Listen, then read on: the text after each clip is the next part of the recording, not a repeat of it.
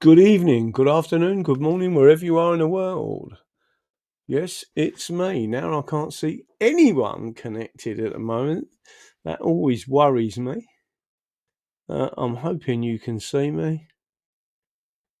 If I see one number come up, I am over 15 minutes early, but there's a couple of things I want to have a brief chat about because I want to try and tell you what tomorrow's about. So far, I'm seeing a few kick on. We're getting a few log in at the moment. It might help if I tell all our groups that I'm live early, which I haven't done. But I am tired, which I'll explain to you in a couple of minutes.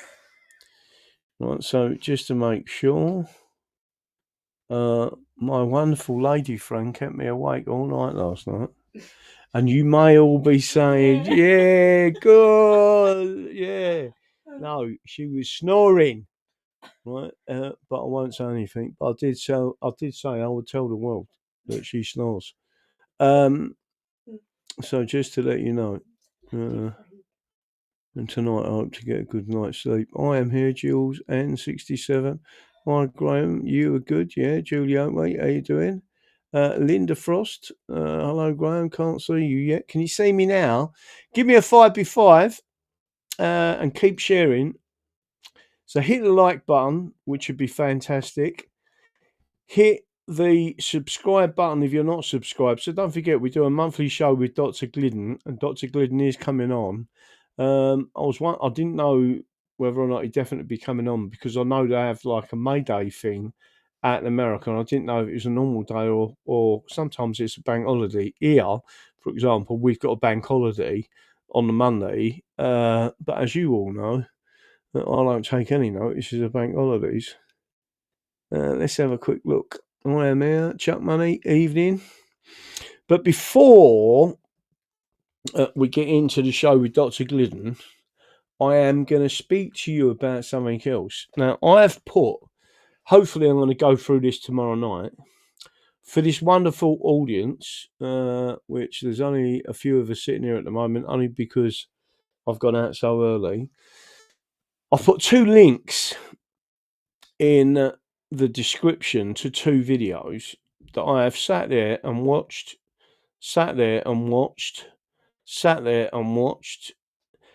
and it is rare that I sit there and watch a video and then watch it again and then watch it again, right? Because it makes so much sense and it is the truth, right? Now, one is Michael Yon. Can't remember how many followers he's got on Twitter, but he is a combat journalist, not a war correspondent. He specialises in civil war, and he has personally studied famines, right? And he has directly said a lot of the events that are happening in the world now, he predicts it 5 years before it happens. And on one of the videos, he said, like, I'll throw a dart 5 years before, and then on the fifth year, it'll hit the bullseye, right? Which means he's right, because he can see what's going on, and he's following the history of what's going on, and he understands the principles. It's either over rights, roots, or ideology, right? And people need to understand. So let me just get this right. He's having this conversation, and he's deep. So he's the one who talks about grand strategies. I'm going to briefly see if I can show you this on the screen, just so you understand who this person is I'm talking about. I'm not even sure if I can bring that up on here. Where's that at 147? Let me push this across. Copy. Put it over onto my other screen. A second. Let's put it over there. And I'll take it to 147. Right, that's on 147. Now, I'm having the reason why I find this fascinating is he started talking about Musk. which is the Danish shipping company, right? And it ties in. There's things happening at the moment where so the Danish shipping company is probably one of the biggest in the world, and he says Maersk ain't just big; they own Denmark. The company is a serious player. It owns Denmark, and if you go back and you think of the Greeks, and you think about the Greek shipping magnates, and you think about the Onassis line, you should all start to get what I'm talking about. This is where the serious money is made, and so is the roots and rights and food and transport and ideology in the background. So ideology is a different situation, but sometimes it's one of those things that causes a war, or all three, or two of the three, but it will always be one of them that is the cause of a war and the purpose of a war. Right. So the other, I'm going to show you on the screen in a couple of seconds. The other one I want to show you, and I've got to try and share this as well, and I'll put it on the screen now. Well, I will in a couple of seconds when I've got it on my screen. But I know this sounds odd to people,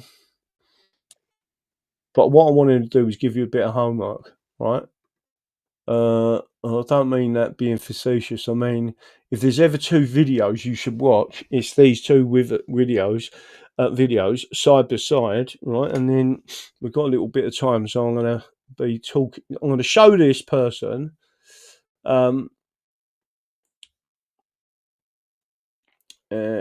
There it is, and the name of the video. Let's see if I can raise that up. Why global famine is coming by 2027. Full show. Dave Collum and Michael Yon, and then Michael Farris, Coffee and Mike. Again, I've watched him quite a few times on Rumble, etc. But I can show just a quick glimpse of this. But really and truthfully, from 147, after this show or whatever, go to point 147. The links are in this description of the video. But tomorrow night, I'm going to be going through it because I think these are crucially important. Technically, part of what I do is to warn you, just as it was when it was COVID, telling you it was all bullshit, telling you just to go and sort out ivermectin, which, by the way, if you need some, it will be in a description in a minute. I'll show you the ivermectin element. But I just want to make sure you understand that this isn't a game, right? And then I'm going to show you two separate videos, not on the same subject, but aligned. But the point is you'll want to cut, if you want to put China in famine, you need to have control of the Panama Canal, and you need to interrupt their food coming from places like Brazil. You need to interrupt Malacca. You need to interrupt Hormuz. You need to interrupt Iran and actual energy production because there's a lot of workarounds that they can do.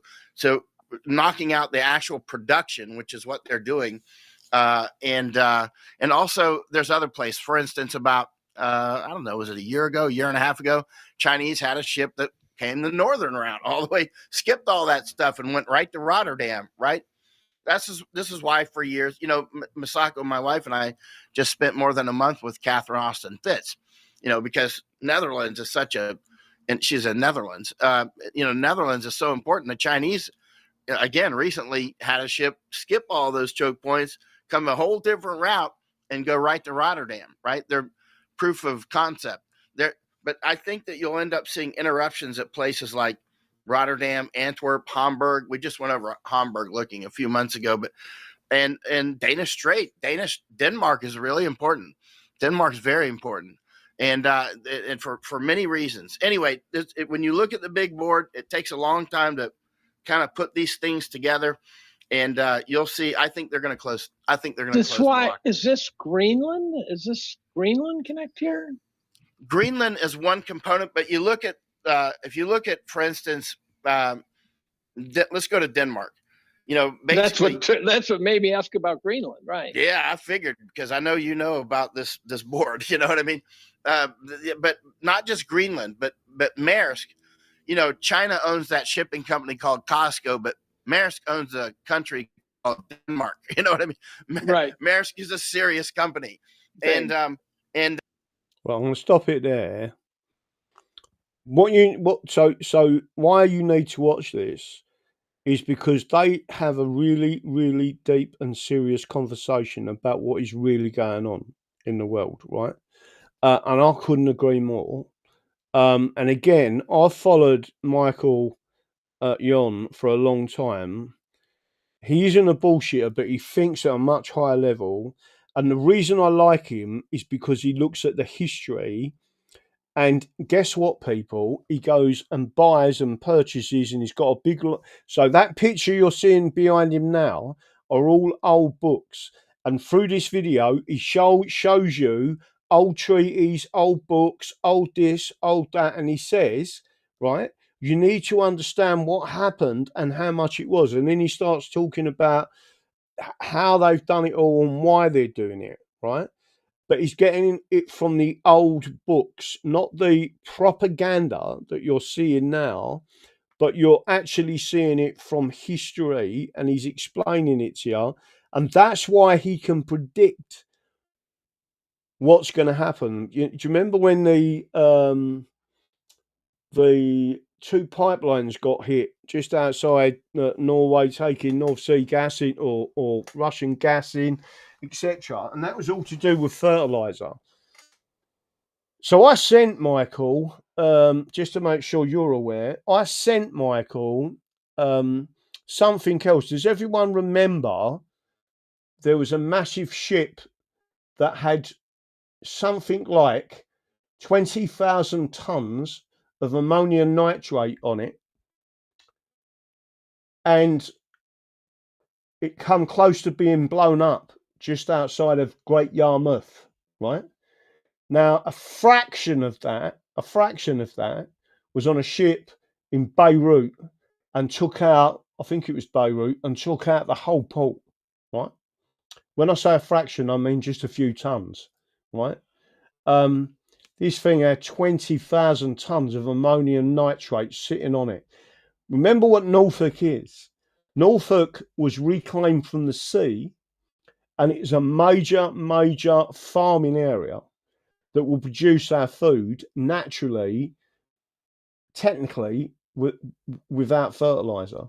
That's why the government in this country is trying to cover the whole farms with solar panels in that particular area. Do you all understand what I'm trying to say to you? So you need to watch this video. Now, the other one you want to watch is this one. So first of all, I'm going to put that out. Now, the link to this is in the description, but for anyone who wants to watch this, at 1 hour 47 is the best time to go and kick into it. All of it's interesting, but at 1 hour 47, you want to click in, and then it goes on for about 45 minutes.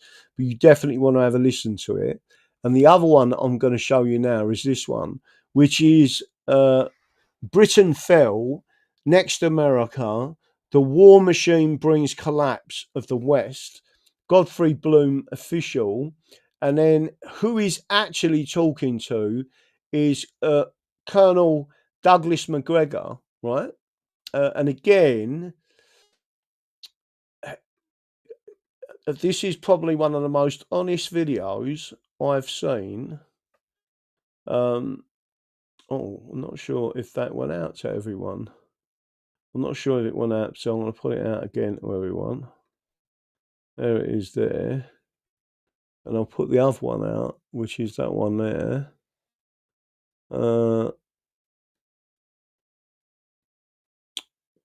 Right, so we'll go back to that one. So there's two on there.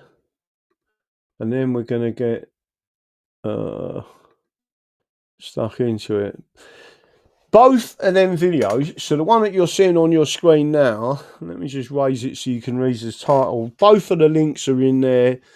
But tomorrow night, I'm going to try and cover them in detail. I think to this audience, it is crucially important that you understand the two different people that are talking about history and talking about war and talking about famine. And Michael Yon in particular is giving you a massive warning. He believes that that the Straits of Gibraltar are going to be shut down, that the Malacca Straits are going to be shut down, that Panama is going to be shut down, and he goes into detail about Denmark. I mean, I didn't know that Denmark or Mertz had bought the railway and then was buying the ports either end, which means they control. And this is as a corporation, right? And then they want to shut down the Straits of Hormuz. It's not Iran doing it.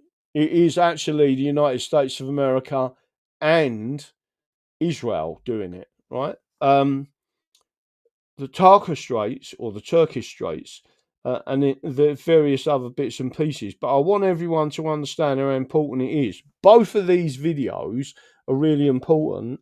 And then Michael Yon gives a reference to two books. One of them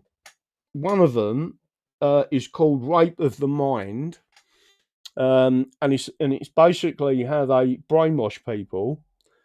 And he said you really do need to watch it and read it, and you do really need to read another book, which is Propaganda. There's another book called Propaganda, and if you read them side by side, you'll understand what is actually going on with people. So when people start thinking they're going mad, generally speaking, they're not going mad. The system is conning everyone, right? But these two videos are lying because they're both telling you the history of what's going on and then giving you a prediction, right? That's it. And by the way, Michael Yon and the others on that video absolutely do not like President Trump. They've basically said he is a traitor and has turned against the people, and then they give you the reasons why, right? So to give you a warning, just in case everyone out there. Now, I've always said, if he's against us, we're in the shit. We're now at a position where we could easily be, and I've sensed this, we could easily be in a famine situation by 2027. But people need to, there are things, and I'm going to probably speak about it tonight when we get Dr. Glidden on, of why this is all important, right? And it's certainly going to be, I'm not sure what's going on. Some people saying I've frozen. Let me stop sharing. Can you all see and hear me, by the way? Just to make sure I'm there. Dr. Glidden is there. So let's see if we can get Dr. Glidden in. It didn't work then, but we're hoping Dr. Glidden is coming in. I can see a little screen coming up below me. I can hear some noise in the background, I think. Aha! Hello, Governor. Hello. How Right. is one? All right. Well, can I just say that we succeeded in sending King Charles III over to America, so I expect Yeah. to keep him there and hold him hostage. Yeah, I saw that. Don't let him back. We don't want him. Yeah. I You don't can have blame you. him. You can I have don't him. blame you. What's he the Well, king of anyway? well, there's something a bit strange going on there. But anyway, thank you for coming on again tonight. We're going to have some interesting conversations, I think, tonight. But before we kick this off, just explain to everyone who you are, because there's a few new people on here tonight that I've noticed in the chat. So it might be an idea to let them know who you are. I am my father's son. Yeah, so I appreciate the platform. I'm a licensed naturopathic doctor in the United States. I have 37 years of clinical experience practicing curative medicine, helping people to recover their health in spite of what the medical doctors have done to them. Naturopathic medicine in the United States is a little different than it is in the United Kingdom. In order to become a naturopathic physician in the US, you have to do 4 years pre-med, 4 years naturopathic medical school at a fully accredited by the United States Department of Education medical school. Then you have to pass national boards, then you have to pass state boards, then you have to get a license, then you have to secure 25 hours of continuing education credit every year. It's full-blown primary care medicine. And the intention of it is to deliver therapeutics that help your body to actually fix itself. So if you had high blood pressure, rather than just throw drugs at it, I would attempt to figure out why your blood pressure is high and fix it. And we use things like medical nutrition, botanical medicine, homeopathy, hydrotherapy, a lot of different modalities that we use, which are extremely effective because the entire foundation of this system of medicine is that the human body knows how to fix itself. It wants to fix itself, and it's trying to fix itself all of the time.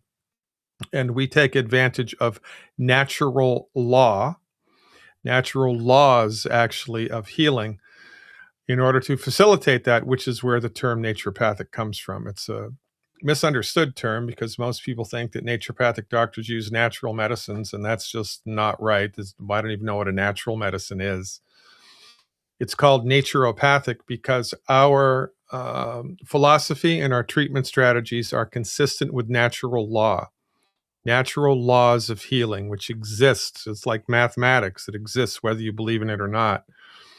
And it's just a crying shame that my profession is not mainstream. And it's not mainstream because of a medical monopoly that's been in place for over 100 years, not only in the US, but also in the United Kingdom. So that's kind of the cliff notes. Thank you. There's a couple of things I need to fill you in. My back is much much better, and I did get those couple of bits that you sent to me. I was taking them. I've been walking. I've probably got up to about 3 miles every other day walking. And it's much more comfortable. Although, if I sit down for too long, it starts to play. It starts to play up a little bit. Not majorly, but when I get up, my back gets a bit.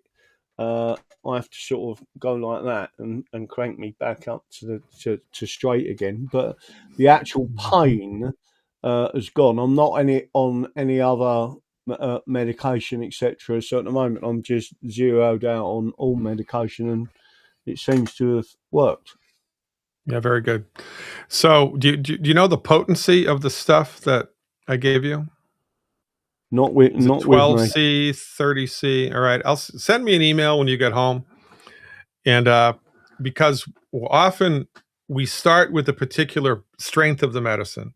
Yeah. And then when it produces results, we increase the strength of the medicine, and it gives better, more deeper acting results. And then after a couple of weeks on that, you won't need it anymore.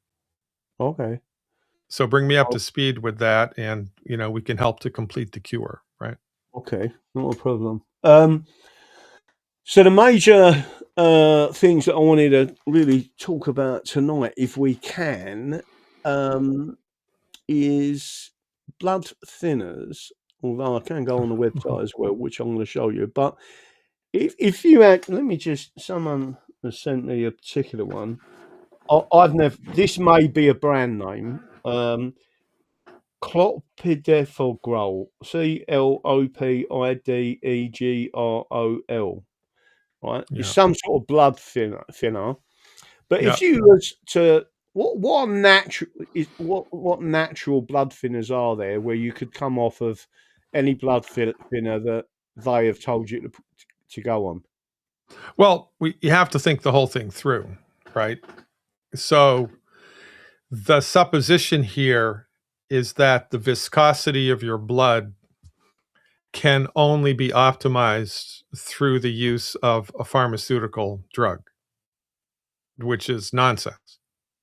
But this Yeah. is how the allopathic doctors, this is how the MDs think, that you are a bag of biochemicals waiting to break.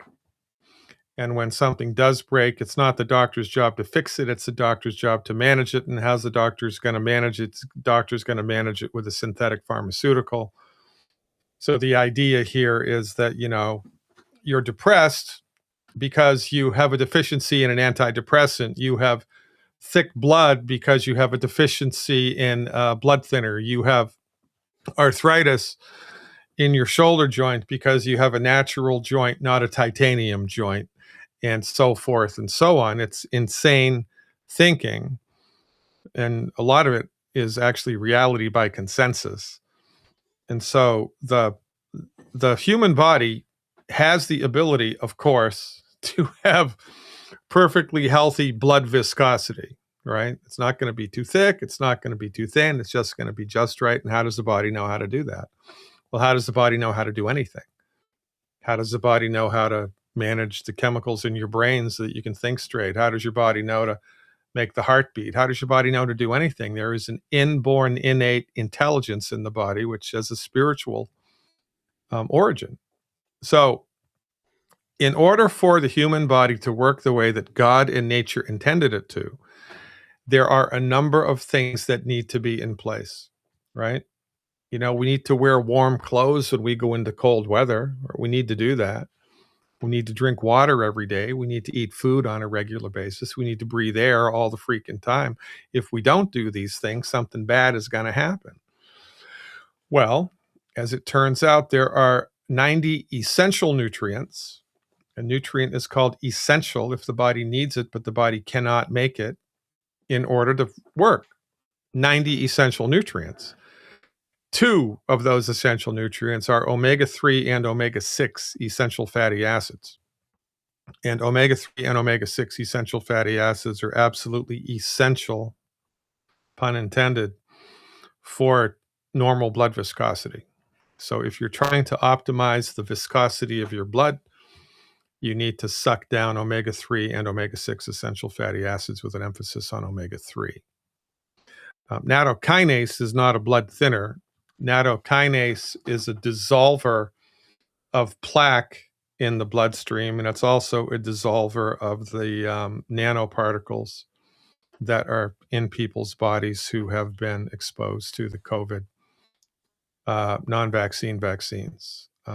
We use nattokinase all the time in order for people with clogged arteries and things like that, in order to help get that crap out of the artery and dissolve it, and the body can get rid of it. And I will say that the main cause of clogged arteries in the body is chlorine in the water. It's got nothing to do with cholesterol. The clogged arteries are not caused by cholesterol. Let me say that again. Clogged arteries are not caused by cholesterol. This is a myth propagated by the pharmaceutical industry in order to sell $20 billion worth of cholesterol-lowering statin drugs a year. And oh, by the way, what are cholesterol-lowering statin drugs linked with? Well, Alzheimer's and dementia. Because your brain is made out of cholesterol. So when you drive cholesterol into the ditch with statin drugs and fat-free diets and exercise, your brain dries up. And oh, by the way, all your hormones dry up too, because your hormones are all made from cholesterol. Yeah. So if you have clogged arteries, it's not because you have cholesterol in your body. It's because something is causing inflammation in the blood vessels themselves. And the body is using the cholesterol as a Band-Aid to patch the areas of inflammation so you don't bleed to death internally. And the leading driver of inflammation inside the blood vessels is chlorine in the water. There are a lot of things that'll do it, but the numero uno is chlorine in the water. Okay. The whole thing is really freaking interesting. And honestly, I've been doing this for 37 years, man. And most of what people have been told by conventional medicine is wrong. And it's not just wrong, it's the opposite of what's right. And I think it was done on purpose, but I can't prove that. But nonetheless, if it looks like a duck and flies like a duck and quacks like a duck, it's probably Margaret Thatcher. As some would say, he is a duck.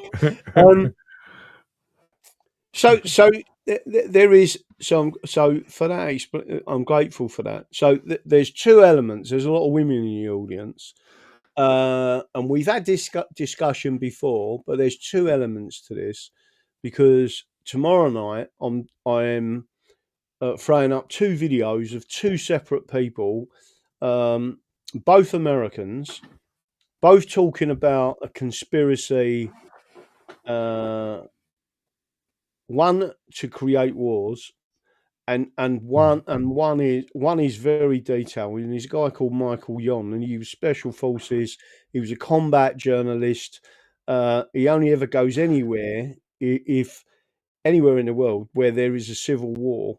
But almost 5 years in advance, he tells you where war's going to be, because he can see their planning, because he has done it, and he knows what they're planning and what they're showing. So, what's really important is these two videos. I've showed them tonight briefly before you come on, and I've said I'm going to talk about them tomorrow night. But the reason why I want to speak to you about this is, again, one, I trust you. He's talking about them creating famines, and a famine is a weapon of war. And one of the reasons you use famine is because you create disease with famine. People don't have the right minerals, don't have the right vitamins, etc. So whereas you would have to stock up on food, on let's say they're attacking, and they are currently attacking, means of growing. So, for example, ammonium nitrate that they put into the soil, and that is a byproduct from natural gas, which is one of the reasons why they attacked the Nord Stream, etc. Right? It's one of the reasons why the British won't allow at the moment natural gas to be produced, because they know that a byproduct is that, right? So it creates fertilizers. They're then bankrupting and putting out of business what I would describe and you would describe as natural organic farmers. Right. Corporations have taken over them farms, and they're all part of the plan to stop the food, right? So this is, and it's all to do with global depopulation. So my question to you, after that brief explanation, but tomorrow night I'll go into a lot more detail with them two videos, is if you stocked up on the best supply that you could find, I don't know, 6 months worth, right? Of essential 90, and you had that, and even if there was no food, but you had fresh water, and you could put 2 caps or 1 cap of that in a glass every day, you would be giving your body everything it needs to survive, and you would have everything in place for an individual for 6 months, for example. Well, you're absolutely right. And there's a lot of misunderstood information regarding the whole food thing, right? And so, number one, you could own 100 acres of the most organic farmland in the world, only eat the stuff that you grow, and you would still be deficient in essential nutrients, because 66% of the essential nutrients are minerals, things like sulfur and calcium and zinc and selenium and a whole bunch of other minerals you've never even heard of. They are essential for your health, but they're not in the soil where the food is growing. Some are, but not all of them. Yeah. So even if you're eating all the right food all the time, you can't get the minerals that the body needs, and you have to source the minerals and consume them on a regular basis. And so that's mandatory. When we talk about food, and I'll get into the calorie restriction thing in a minute, but when we talk about food, I emphasize foods to avoid eating, because most of the food that we've been told is healthy is in fact not good for us. And if we consume it on a regular basis, it's like death by 1,000 cuts, right? Whole wheat bread and grains that contain gluten and oil in a bottle and fried food and a whole bunch of other things are bad for your health. And we eat these things all the time. So every time we eat these things, it's like another little notch, another little cut another little cut. It's kind of like putting diesel fuel into an unleaded engine. The car's not going to run right, even if it's perfectly tuned up. It's the wrong fuel. Well, okay. So we have to put the right fuel into the body, but more importantly, we have to give the body all 90 essential nutrients on a regular basis. Now, the research has been done. What I'm about to tell you is an academic fact. One of the keys to longevity, long life, healthy long life, is calorie-restricted diets. There are a number of indigenous cultures all around the world, the Georgians, the Okinawans, the Vilcabambas, the Hunzas, and some others, who lived exceptionally long lives. They didn't have any medical care, and they were all over 100, and they were healthy. And how did they do that? Well, they had a number of things in common, all of these groups. One of the things that they had in common was that they all went through periods of forced starvation because they ran out of food. I mean, they didn't have the highest IQs on the planet, and they lived in a part of the world, where the growing season was 6 months long. So they'd run out of food for, 4, 6, 8 weeks in the winter, and they just didn't eat, or they had little tiny bits to eat. And because of that, those extended periods of limited calorie intake, they lived longer. And there's all kinds of research been done on animals that has proven this. They'll take a bunch of monkeys, or they'll take a bunch of cats, or they'll take a bunch of dogs, they'll take a bunch of mice, they'll take a bunch of rats, and they'll divide them into 2 cohorts. And one cohort, they let them eat whatever they want all the time. And the other one, they give them calorie-restricted diets. And the ones with the calorie-restricted diets live way longer and don't get sick like the animals that eat all the freaking time do. So one of the keys to a long, healthy life is a limited calorie intake, right? But we're walking the razor's edge here, because if there's not enough. So here's my little invisible scale.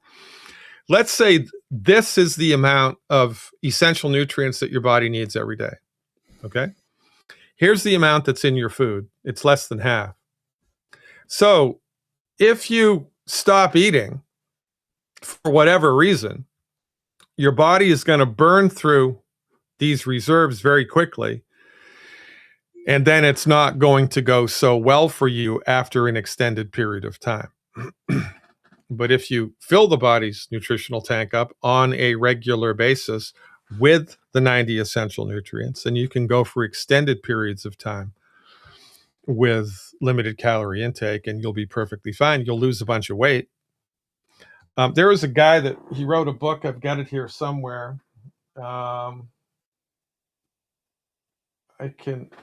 Erasmus, I think his name was Udo Erasmus. I think he wrote a couple of books on fasting.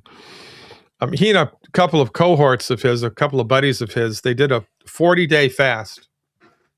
They didn't eat any food at all for 40 days. And then they did a 48-hour hike in the Alps somewhere. Yeah. 48 hours, right? Had all the energy in the world. So fasting is okay for a small amount of time. Maybe I'm making up numbers. I can't tell you what the amount of time is, right? But the key to being able to not die when you're in a forced period of starvation for whatever reason, political or geological or whatever, you got to give your body the essential nutrients on a regular basis. So if you can stockpile that stuff, bada bing, bada boom, Bob's your uncle, and you're going to be fine. You're going to live, you're going to survive, and you might even thrive, right? There might even be benefits, to being on a calorie-restricted diet for an extended period of time, as long as you're filling this stuff up on a regular basis. This is of maximum importance, and nobody knows about it. Very few people do. Yeah. Right. That again, what I've said about tomorrow night's show, it's more for me to give people, when you see people and you trust them and you understand at their level what they're saying, and what they're saying is true, and they have proven it, they're repeating a pattern of the past, you have to show people if you want to protect yourself, this is what you need to be doing, right? And the best, although you're not here to promote it, you promote it because you have used it, is the Essential 90 from Young Ivety. Yeah, I don't make any money from the sale of those products. I don't even like the people who own the company, honestly. But I love the products because in 37 years of clinical work, they're the most effective medical nutrition products I've ever seen.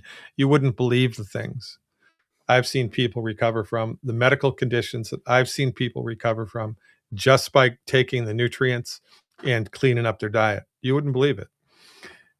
Your body has a remarkable ability to fix itself, but we need to do certain things, right, man? And taking the Essential 90 is one of the things that you need to do on a regular basis because you have gotten used to walking around on planet Earth in an undernutrified body. And your body will adapt and your body will deal with it. But then you're going to develop chinks in the armor, right? Your energy is going to be in the crapper. Your sleep's going to be no good. Your sex drive's going to be no good. Your mood's going to be no good. You're going to get a blood sugar issue. You're going to get a joint issue. You're going to get a kidney issue. Something's going to happen. Because, if your car runs out of, if this is how much engine oil your car needs, but it only has this much, what's going to happen? Something bad's going to happen. This is how much air the tires need, but they've only got this much. They're going to roll right off the rim. There's nothing wrong with the tire. You just didn't have enough air. The human body is the same way. And this is one of the main reasons why everybody is freaking sick all the time and why we have a chronic disease epidemic. Medical doctors will tell you it's because you have a bad gene, which is bullshit. Can't be their fault. Can't be their lack of understanding of how the human body works. It can't be their blind allegiance to the pharmaceutical, allopathic, reductionistic medical model. Can't be that. It's got to be the patient's fault. Can't be the all-knowing doctor's fault. It's got to be the patient's fault. So you got high blood pressure not because you had a nutrient deficiency, but because you had a bad gene, et cetera, et cetera, et cetera. And it's bullshit. It's a scapegoat, misdirection. Most medical doctors don't know anything about anything that I have just told you because they have zero training in medical nutrition, zero. So this is a big problem, ladies and gentlemen. We haven't had a free medical market for over 100 years. And the doctors that have been put into first place, legislated into first place, are not trained in how the human body actually works. And they're only trained how to manage your symptoms. They're good for surgery when it's necessary. Military field medicine, trauma care, that's the wheelhouse of MD-directed allopathic reductionistic pharmaceutical centrist medicine. But for most of the conditions that most people go to the doctor for, most of the time, they are the wrong dog for the hunt. And you would be better off doing nothing than going to see an MD. And better yet, you should learn what to do. You should seek out alternatives to the MD method, which actually exist. They're hard to find because we've been suppressed, censored, vilified, deplatformed. But, we get up every day and speak the truth because we have to. Because once you've experienced the truth, you're in its velvet grasp forever. And that's why I put my website together. It's chock full of self-help health recovery information. And you should become a subscriber to my website immediately because I have over 100 illnesses that I list there. I tell you what the medical doctors think about it and what they do to manage it and what the naturopathic doctors think about it and what we do to try to cure it. You don't need a private appointment with someone like me. Sometimes you do, but most of the time you just need to know what to do. Okay, you've got high blood pressure, do this for 90 days, see what happens. Oh, your kid has asthma? Well, do this for 90 days and see what happens, et cetera, et cetera, et cetera. We have an 83% success rate with this stuff. And honest to God, it's the best kept secret in modern medicine, and you need to know about it yesterday. So again, on your website, which I'm showing on the screen at the moment, self-help recovery protocols. And if you go down, you can scroll down and literally all of the major problem areas. I'm trying to. So what I was getting on to earlier, before we spoke about that, were particularly women that have, for example, for whatever reason, the medical profession decided that they have to have a full hysterectomy if they've got issues with their hair falling out, skin problems, various other issues. What can assist them, and what would you recommend from that? Well, so puberty is not a disease. It's a time of life. The childbearing years are not a disease. It's a time of life. Menopause is not a disease. It's a time of life.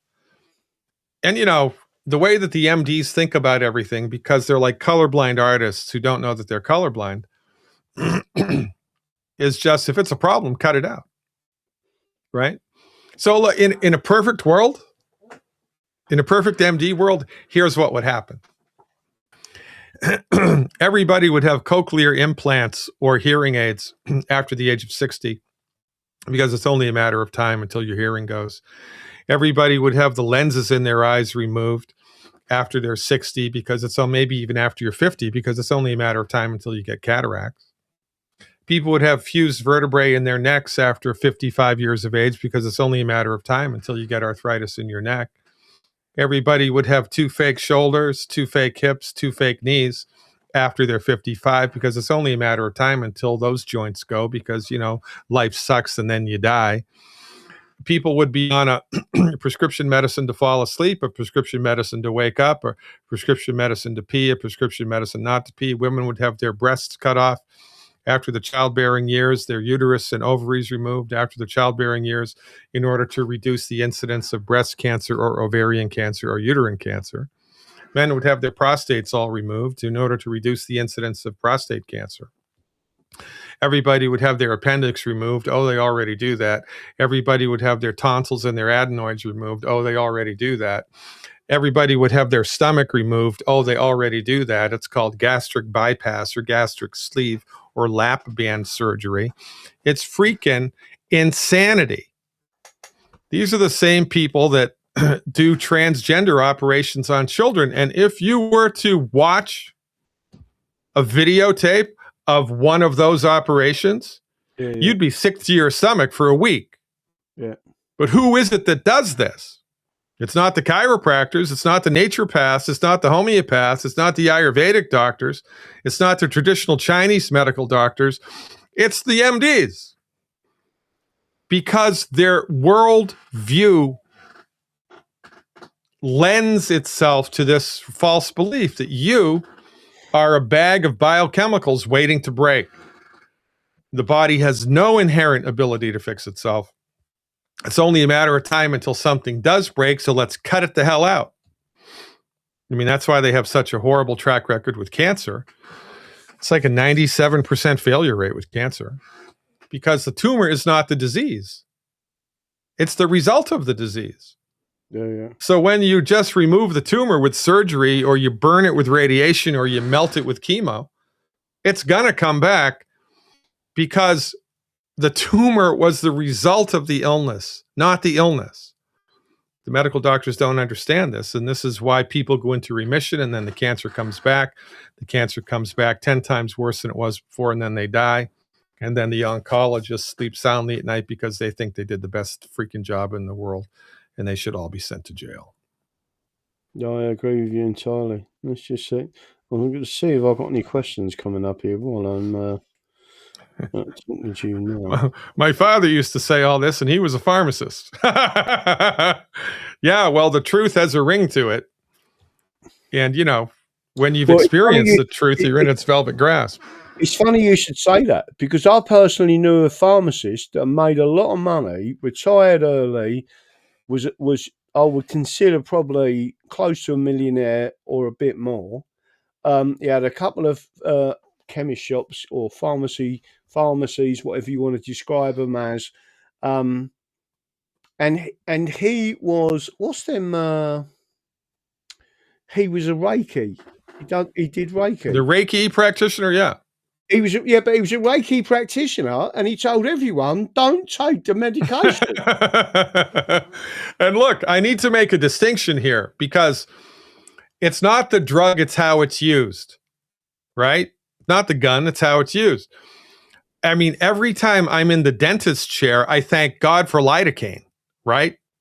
Can I have a little more of that, please? Thank you very much.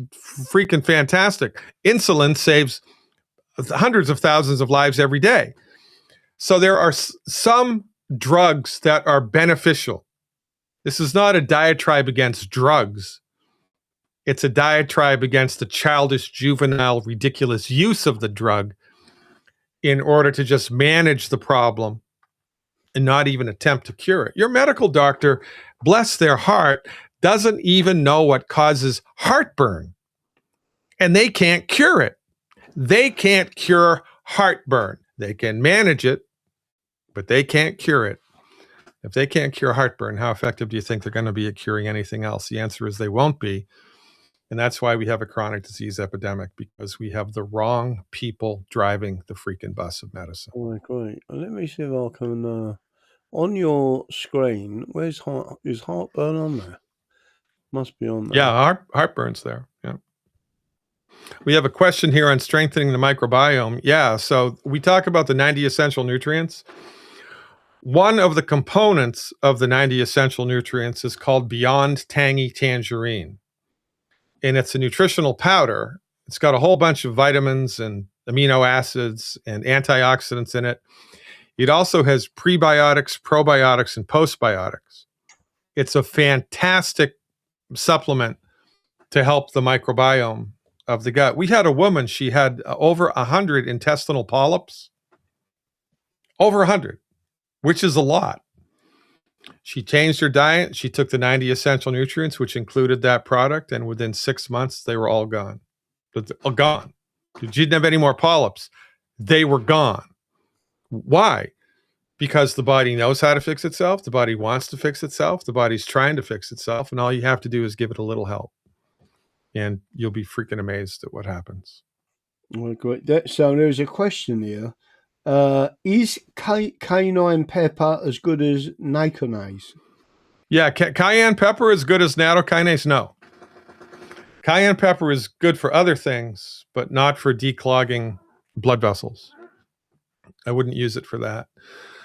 My favorite type of nattokinase is made by a company called Canada RNA, and the product is called Boluoke. You spell that B like baby, O-L-U-O-K-E, Boluoke. That's my favorite type of nattokinase. Also, alcohol extract of hawthorn, the hawthorn root, the hawthorn leaf, the hawthorn berry, an alcohol extract is really good at helping to clean out clogged arteries. The hawthorn and nattokinase, you're good to go. But look, you have to also stop the stuff that's causing it to be a problem in the first place, right? You have to do both. You have to stop eating food that's causing inflammation in the blood vessels, and you have to clean them out. If you just clean them out, but you eat whatever the hell you want, you're just like we're pissing into the wind, right? It's not going to work. You got to clean your diet up. But if you do both, it's good. And I've got the whole protocol outlined on my site. Whereabouts on your site is that? Atherosclerosis, which is fancy schmancy doctor talk for clogged arteries. So whereabouts on the screen is it?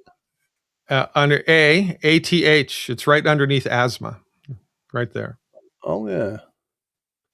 Oh, is that what that means? Clogged arteries? Yeah. Wow.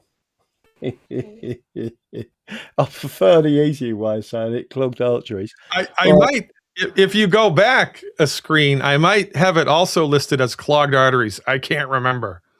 So scroll down to the C's and see if it's there. Yeah, there it is. Clogged arteries. Hey! Just for you, Graham. Just for you. Like me can go and find it.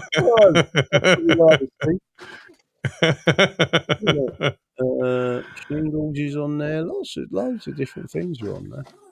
Someone's asking about sea moss. Yeah, so in the tangy tangerine, there is sea moss. And we use sea moss because it's one of the, it's a mineral donor, right? But there's a much better way to get minerals than that.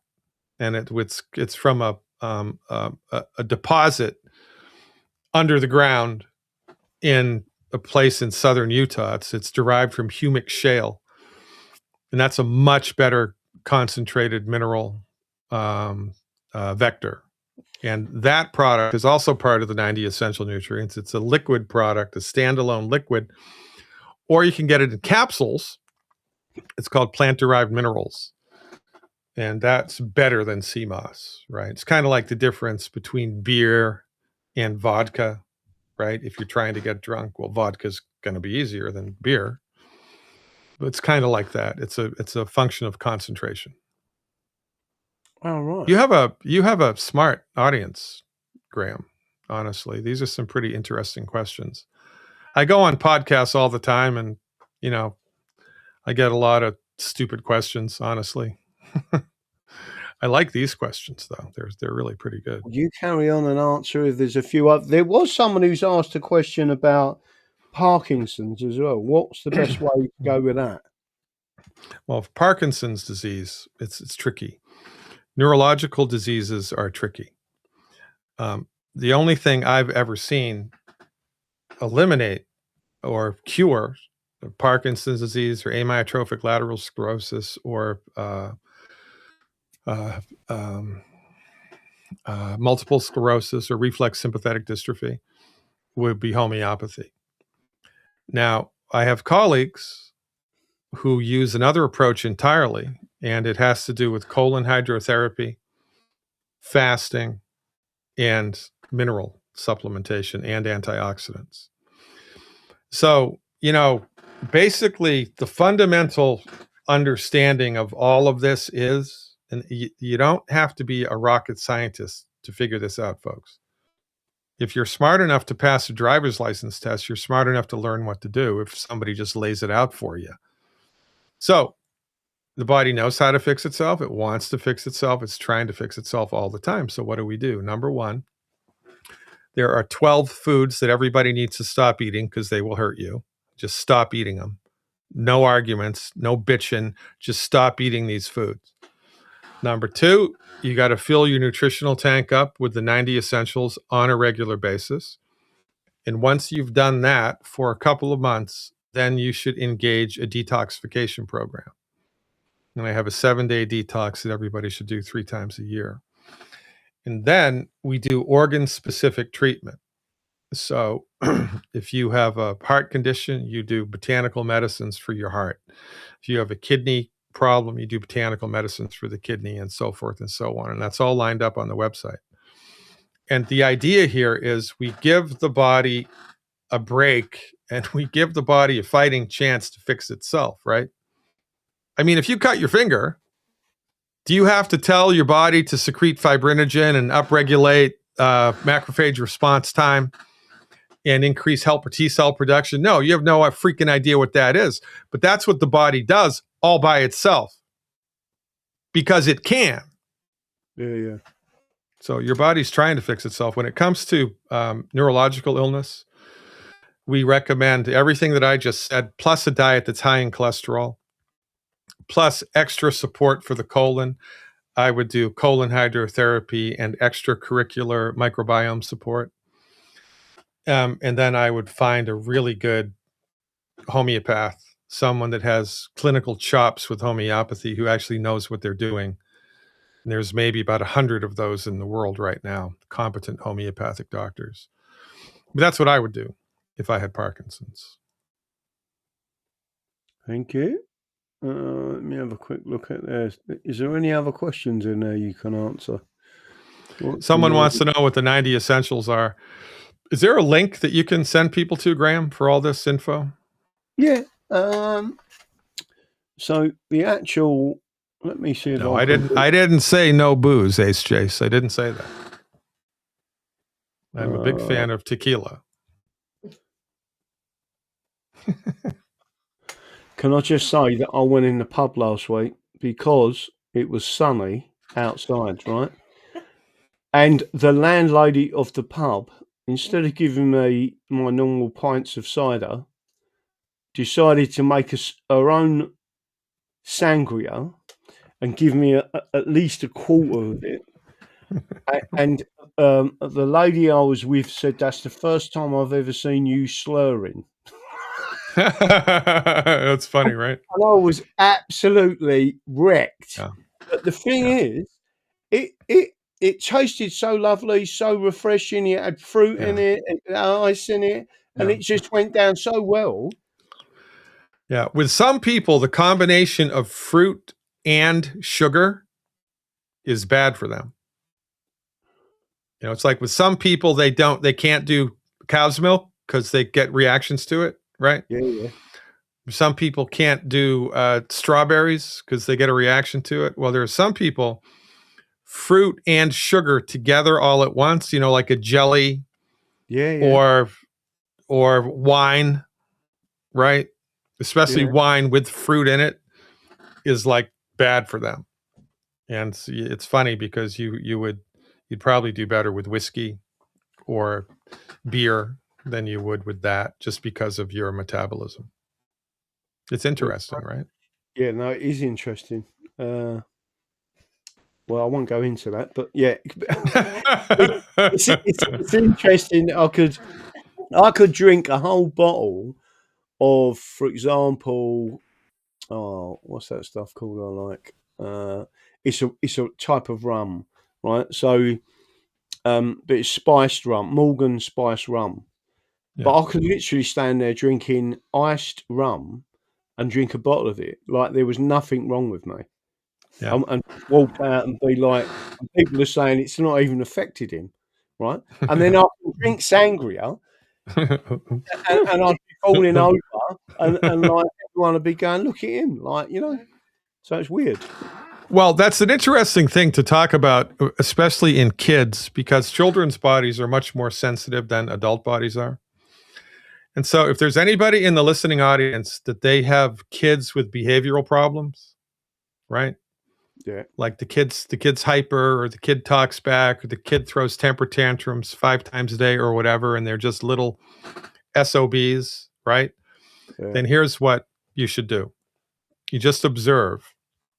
And the next time that your child has a hissy fit or throws a tantrum, you want to look to see the very last thing they ate or drank, even the last thing they put in their mouth, even if it was a Tic Tac, right? And then look to see if when they do that again, the same thing happens. Because often with behavioral problems in children, it's driven by a sensitivity to a food or a beverage that they're drinking. It could be organic orange juice. It could be anything. Yeah. Right? It's not just red dye number 3. It could be anything. Yeah. And if you're observant as a parent, over 3 or 4 times, you'll be able to dial in, oh, son of a gun, every time my kid eats a tangerine, they're nuts. Well, it's funny you should say that, because my son, who they say has got ADHD, let's say his behaviour, he's now in his 40s, is a lot worse if he has any tomato sauce. Right, so there you go. Any form of, and it's because of the ingredients in it, and it's got artificial sweeteners, and it's got all this nasty stuff. So people think they're having tomato sauce. What they're having is a chemical blend, right, that sends his mind loopy. Yeah, the food industry's got us all by the balls, and it's not good. No, it's disgusting. Right, is there any other questions in there? Somebody has red wine on the go. Somebody else is having a G&T. You know where gin and tonic came from? Or why they did it?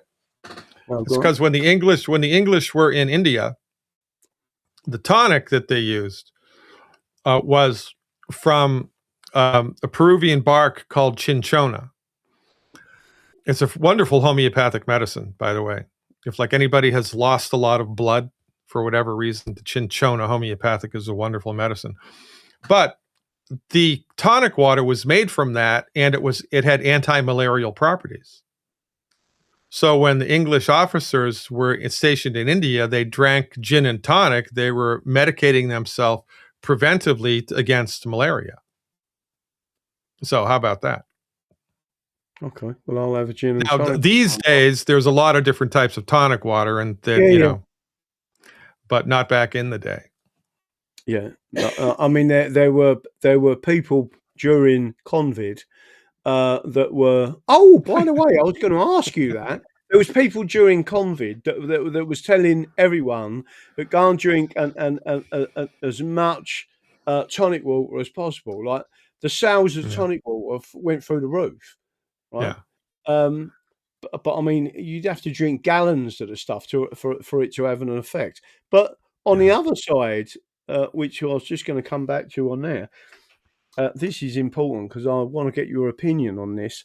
What do you think of the recent indictment of Anthony Fauci's, I believe, second in command in relation to hiding the information on adverse reactions to COVID?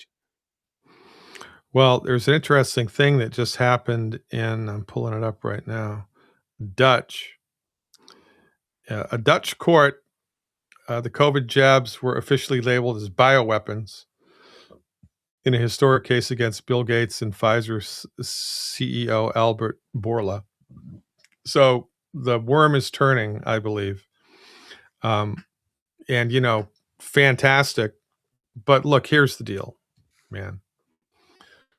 The pharmaceutical industry has more power than God and more money than Croesus. Back in the day, there was a drug. It was called Vioxx. It killed tens of thousands of people. They knew it was the drug and nobody went to jail. They took the drug off the market and they were fined, but nobody went to jail. There was another drug that did the same thing. I'll think of its name in a minute. And, there are hundreds of drugs and medical devices which were previously approved in the United States by the Food and Drug Administration as safe and effective. And now they all have class action lawsuits against them because they weren't safe and effective and they hurt people or killed people. But nobody that made that stuff went to jail. So the pharmaceutical industry is too big to fail. I don't think there's going to be any downsides to that whatsoever. You look at all the pushback Bobby Kennedy's getting from stupid Democratic senators. It's unbelievable. Well, when you think about what they did, I mean, I know they did the same thing in the United States of America, but you had a drug called thalidomide. It was nasty. I mean, and they knew what it was doing. And they put it right into the vaccines. Well, so it's when you understand that these people actually knew, and they're at the highest level in government at the 7th floor, so you can't sack them. They're non-elected. They're being paid fortunes to protect these people, and the people they're protecting have actually put them into them positions. Yeah, that's correct. And what are you going to do?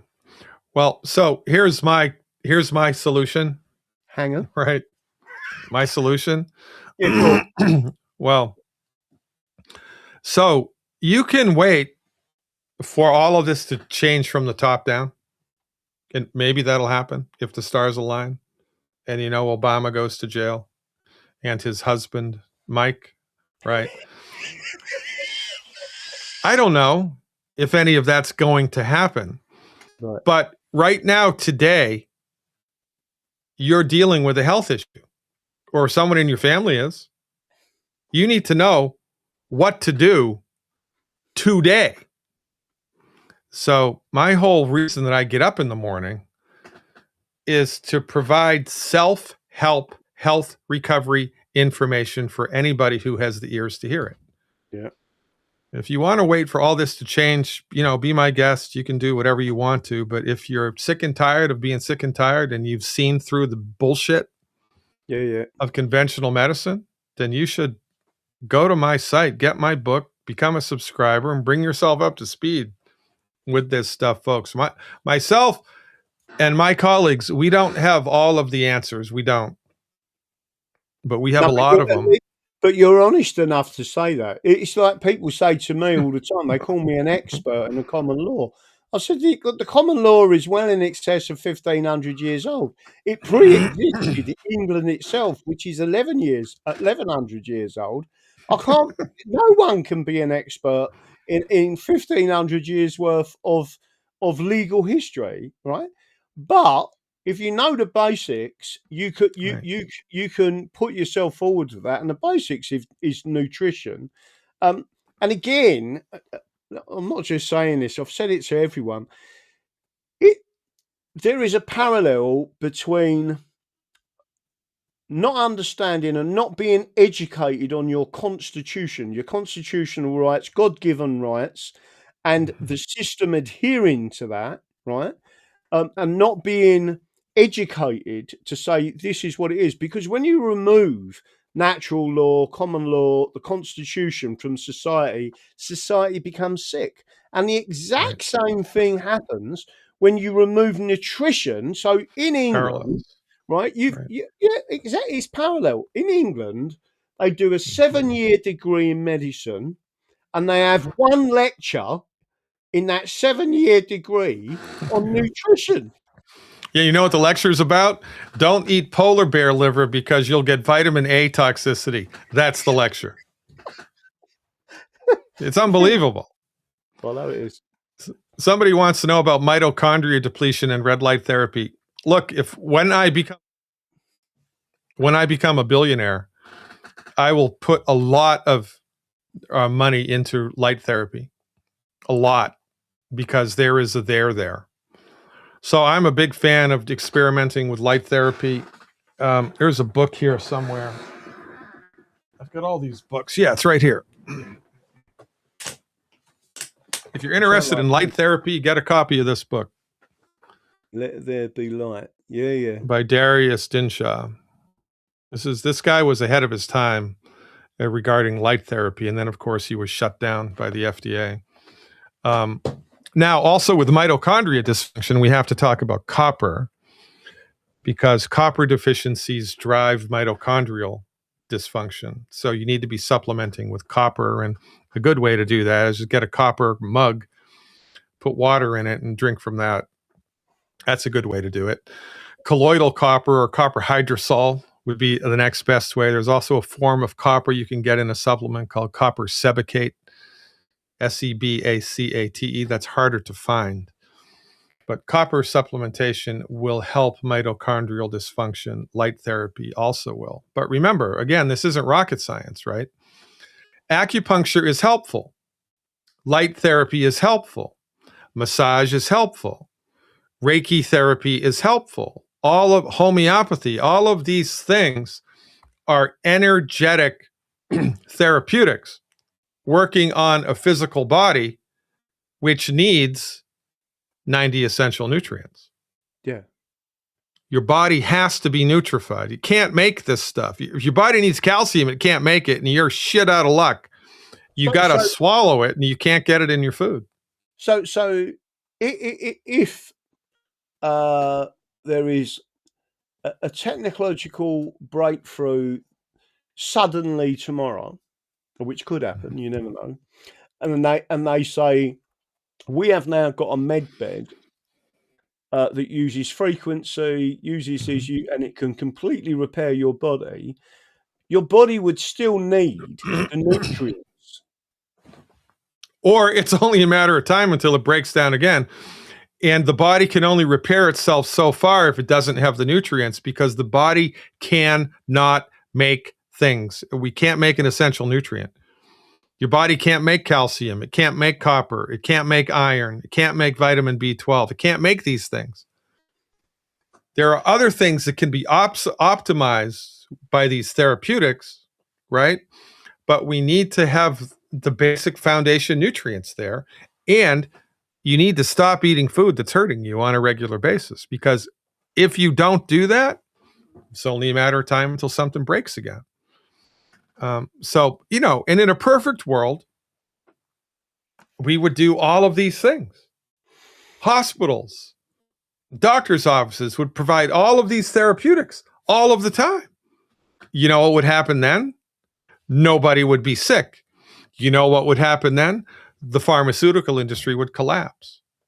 Yeah. And that's not good business. So that ain't going to happen, I don't think, in our lifetime, which is Right. why you need to be proactive, folks. You need to source this information and get it together, because I don't think the government's ever going to do it. And I hope that I'm wrong, but nonetheless, here we are. Ooh, we just lost Graham. While we're waiting for Graham to come back, I'm looking to see if there's anything else here in the chat room. Doesn't copper also cause neuro overexcitation? Yes.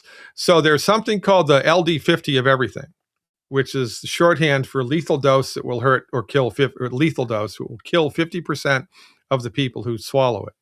Everything has an LD50. Water has an LD50.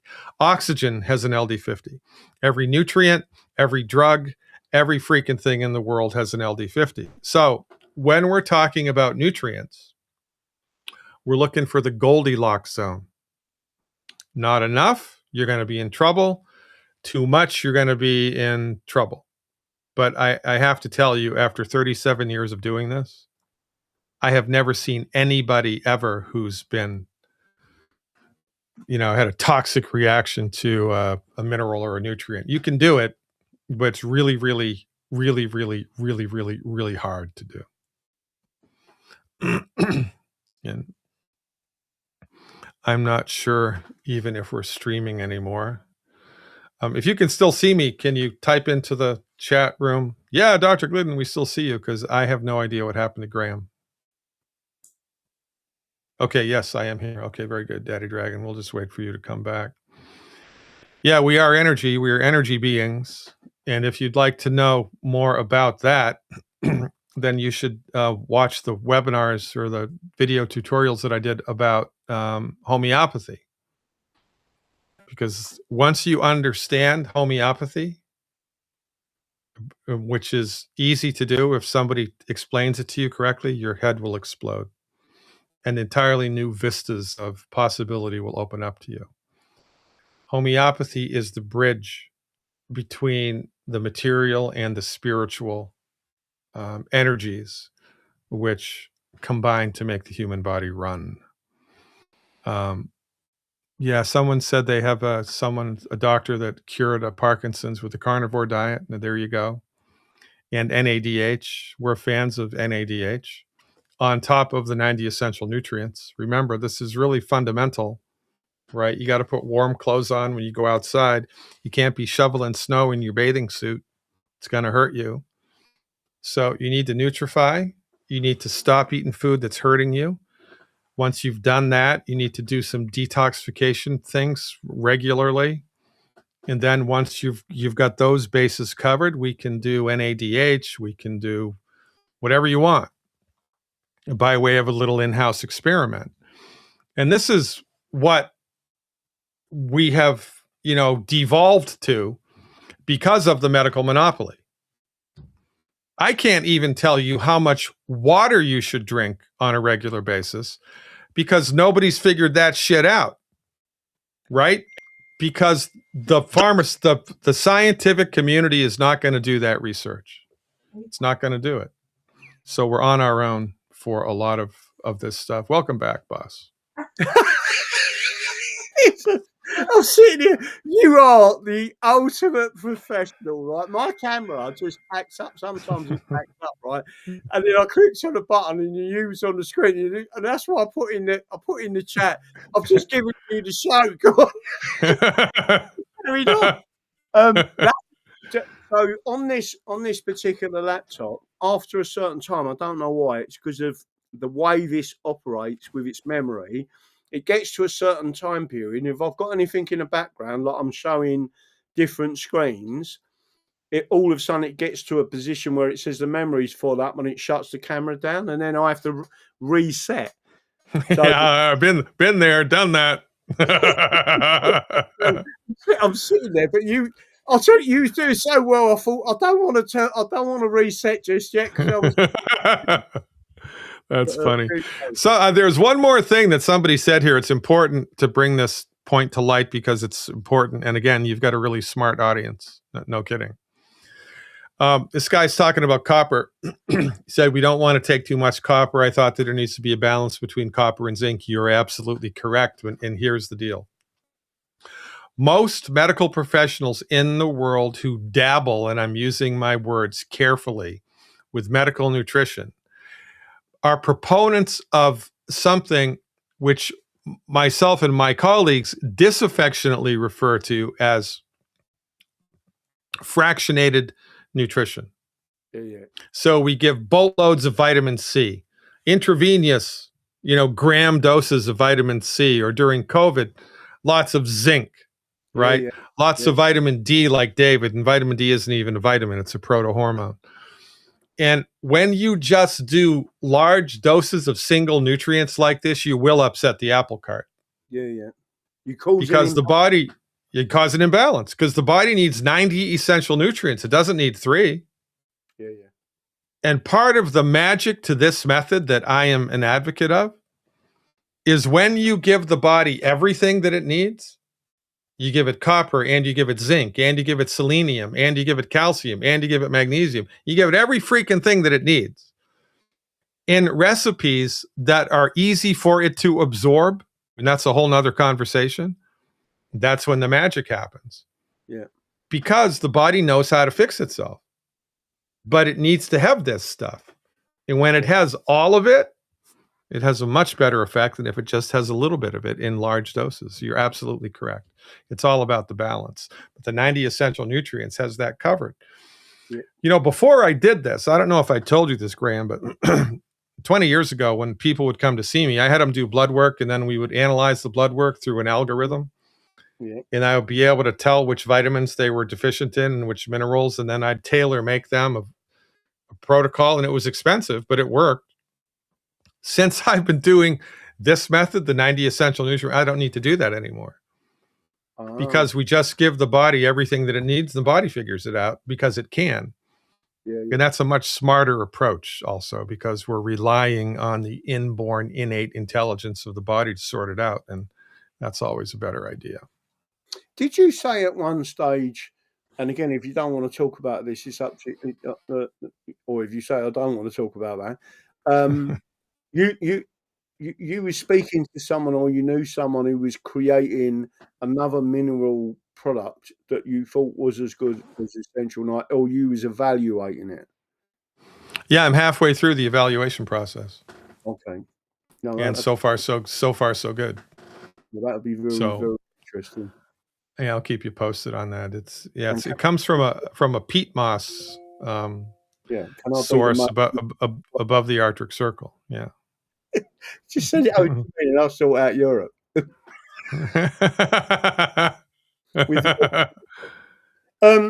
So just to make sure everyone's aware of this, when we was talking earlier about you need to do these, you need to give your body what it needs, right? And God made us in His own image, right? So people need to understand a simple thing, and I'm going to say it like this: there was two people, and you can work out who they was. One was called AB, and the other one was called Joseph, right? And AB was really upset because Joseph had won the lottery, right? And he'd got millions of pounds. So AB says, he goes out and he speaks and he's talking to God, and he says, God, I've done everything you want. I want to go to this. I'll go to the synagogue. I'll do all these things. And you have never let me win the lottery. And all of a sudden there was a thunder come from the heavens, and the heavens opened up and the clouds, and God leans over and he says, AB, my boy, do yourself a favour and buy a ticket. You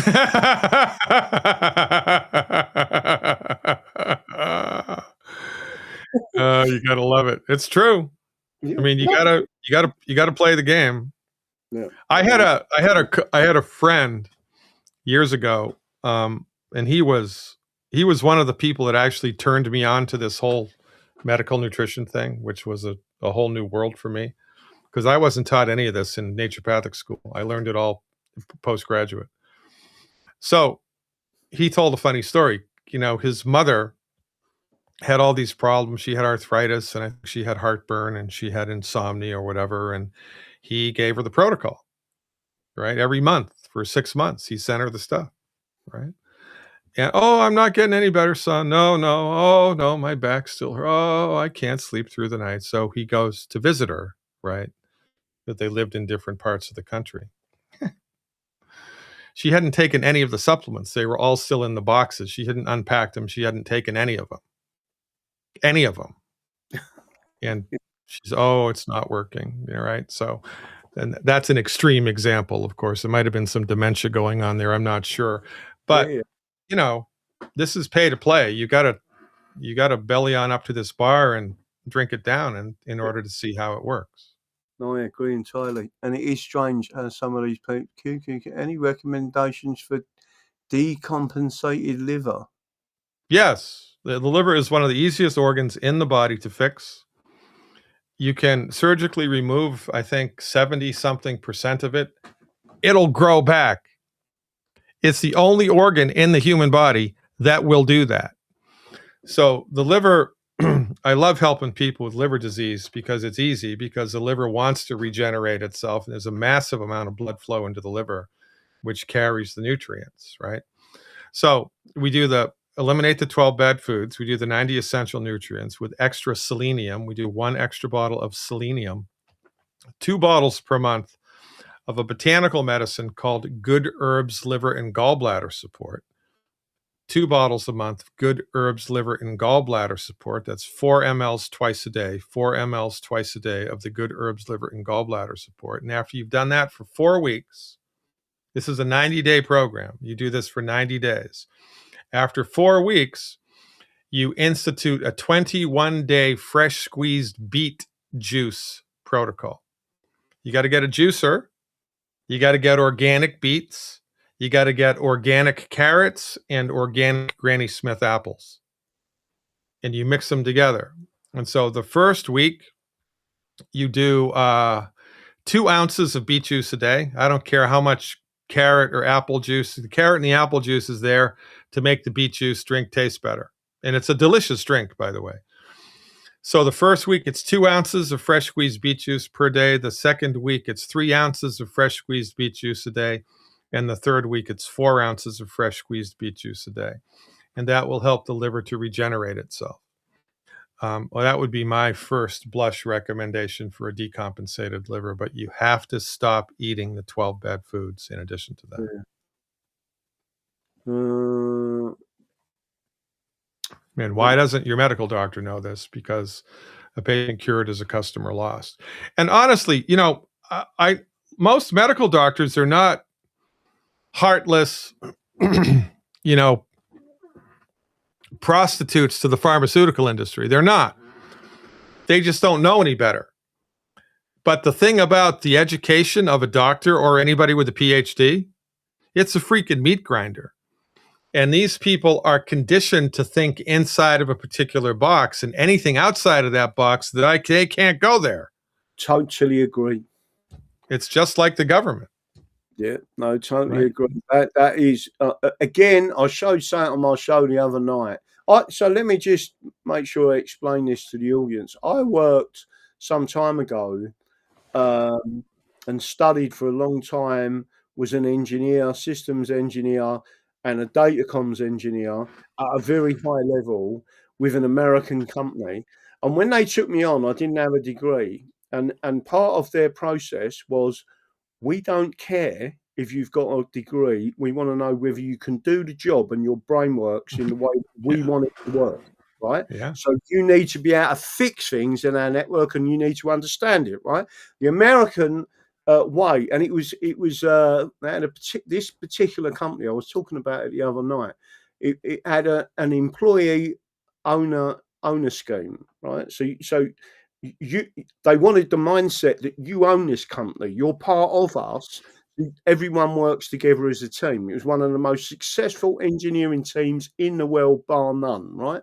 The point I'm getting at with these people, and by the way, there's another company, the most successful in the world, actually comes from Spain, the Basque region, and it is called Mondragon, right? and it's one of them, and they've got the same principle where everyone in the company has a stake. You've got skin in the game, right? So everyone moves forward to make the company the best it can. And during COVID, by the way, that particular company didn't lay people off. It put people in different areas and shifted them around because it knew once it was over, it wanted them back in the positions they was in. It was very clever in the way they operated. But getting back to what you just said about degrees, I was interviewed for about 4 hours by 4 engineers, and I was sweating during the interview. That's how intense it was, right? And because I didn't have a degree. And at the end of it, they said, we're going down a pub, right? So we went down a pub, and I said, are all your interviews like that? And they went, no. We knew we wanted you, but we all had an individual problem in the network. So we was putting our real life problem to you, and you were solving the problem. Right? And that's why it was so intense. But the reason I'm saying it is that there was an advert put out, and I think it was a Dr. Mackis or someone like that, someone quite large out there who really fought against COVID, and he was sacked, and they attacked him and all them things in the background. And he's now being offered jobs because he has come out with a series of cancer treatments, I believe in California, and they're trying to get him in. And the line in there, they're giving him, they want to offer him $400,000 a year plus bonuses, plus this, plus that, right? But you come under the government's remit, right?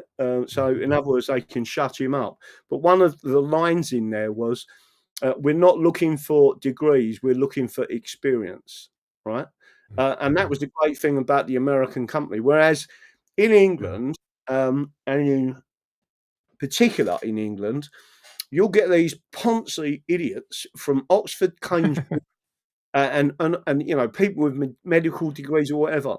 They're the people that are put in a box, and they can't think outside of that box. The best people to solve a problem are the people actually doing it. This was probably in 1993 or 94, maybe 95. I can't remember. It was a long time ago. The first breast cancer cure I ever had the honor to participate in was this middle-aged woman. She came to see me. She had breast cancer. She had fibrocystic breasts. I figured out what to do to fix it. Her particular tumors were caused by a synthetic hormone she was on called Premarin. And this type of cancer is a known side effect of it. So all I did was I took her off of the drug, and I gave her some nutritional support and a detox program and a homeopathic remedy, right? 90 days, the tumor is gone, and all the fibrocystic tissue in her breasts is gone. So she goes back to she tells me this story, right? She goes back to her primary or her oncologist or somebody. Yeah. And she said she's in the waiting room, or she's in the treatment room, and the nurse is in there, and the doctor comes in, and he's looking at her chart, and he throws it down on the table and berates the nurse for bringing him the wrong set of x-rays. Yeah. They weren't the wrong set of x-rays because he had never in his life seen, fibrocystic breasts, they're gone, and the tumor, it's gone. He'd never seen that in his life. And, she had to tell him, look, I went to a naturopathic doctor. We did this, and this is the result. His office was 15 minutes from my office. I never got a phone call. He never came to see me and say, what the hell did you do? I can't believe this. I've never in my life seen something like this. I need to know what you did. You would think that he would have done that. Yeah, no, I agree. But he didn't do it because they're, In a box. people think that that medical doctors are open-minded devotees of the inductive, objective scientific method. They're not. They're closed-minded, cowardly, intellectually cowardly people, which is how COVID was able to Yeah, no, I all the agree. lies and bullshit was able to populate throughout the culture because the medical doctors didn't have the balls to stand up against it, or the intellectual or ontological maturity to see it for what it was. No, exactly. And I'm late for my next appointment. I'm sorry, I have to bounce. Okay. No, thank you very much, and we will see you first Monday of every month. And don't forget to everyone, go along to, I'm going to put it out there in the chat again, it's also the only line in the edit, right? So, and again, he's jumped straight out. So I thought it was my camera gone. So I'll have to be the professional, just carry on, try. I just start eating then. That was fantastic. Here we go. Let me push that back out there. If anyone wants to go on that. And again, you get a discount, etc. It's well worth it. The books are well worth it. The knowledge on that website is well worth it. And again, I was looking at this for a long time before I contacted Dr. Glidden and his wife, started to talk to him, etc., and said, would you come on the show? And ever since, he's been back on the show, coming on once a month and doing this because he wants to share the knowledge, and that's it. And he was shut down on all the other platforms. And all he's doing is telling you the truth, right? Just like I get shut down on all these other platforms by talking about the Constitution, right? The English Constitution is the solution, and nutrition and the proper essential 90 and trusting the formula that's been put together. There's too many of these people out there that are supplying supplements that are no good whatsoever. It's a bit like me taking that, right? But because it's got nicotine in it, and then going down the road and buying another one, and it's not as good. And you think, why is that? And then when you actually look at it, you're not getting exactly the same amount of nicotine every time you put one of them in. So just to let you know. So tomorrow night is going to be important because I'm going to be going through. So again, everything's on there. Let me just make sure you can all see this website before we do anything else. And hopefully I'll be able to show you where it is. There it is there. It's on your screen as we speak. Self-help recovery protocols. What you do is once you log in and go through the process, you click the members, but you can help other people because all of that information is on there. There's lots of videos. Dr. Glidden has also got his own Rumble site, goes live himself, I think twice a week. It might be once a week. But he also comes on here as well. So there's all different things that are on there. Indigestion. Again, if you wanted to know how to do all that, you would just click on a button, indigestion, and it tells you heartburn. Click on that one, he tells you everything about heartburn and how to stop heartburn, but without not managing it, stop it so it never happens again. So I've got all that information in there. So now what I'm going to do is I'm going to return briefly because tomorrow night is going to be important. I want people as homework to go and have a look at this. I know because you love a bit of homework. Why Global Famine is Coming by 2027, full show. Again, if you went on to that at 1 hour 47 minutes, it is very interesting. And again, I like and trust this guy. He's not a mug. By the way, he's exceptionally high IQ. Used to be Special Forces. He was a combat journalist, and he was a veteran. There's loads of stories I can tell you about him. He also does fasting. He goes all around the world, and he literally understands how this. One of the reasons I like him is because when you're talking to him, see his background, he will turn around, he'll pull a book out and he'll show you. And he said, I've got maps from the 1800s, from the 1500s, and I'm showing you where they was planning this. So in that video, he tells you how much they was, the actual rates, what they was charging for freight going across the train lines, the freight lines, not the canal itself, but the train line. and how much it was cost. So if you put an individual, a human being, on that train for a 50-mile strip, it was 1 ounce of gold, right? If you think how long it took a ship to go all around the long way and back round to the other and then start again, right? So that's why, and the area strategically so what he talks about is routes, rights, routes, and ideologies. So ideologies can get in the way of a lot of this, right? That's Michael Yon that you're seeing in there. Go and follow him on Twitter. I promise you faithfully, go follow him on Twitter and say, Graham Moore, English Exit, has told us to follow you, to watch your videos, because what you're doing is actually showing people. He told us weeks and weeks and weeks before they hit the Nord Stream that they was going to do it. He actually predicted the exact date when they was going to launch the war against Iran. He actually said weeks and weeks, in fact, months before they did it, that America and Israel was going to shut down the Straits of Hormuz and why they was doing it. And in this video, he explains that it is to do with global depopulation, but it is also to do with famines, and part of that is that they are intending to try and starve China out, right? And then he starts going through the history of it, and there's a lot of information that you need, if you want to understand it all, to go and have a look at that. Now, the other one, which I'm about to show you, is this one on the screen as we speak. I was impressed with this. It appears that God has started to recognise that there is a problem with the British.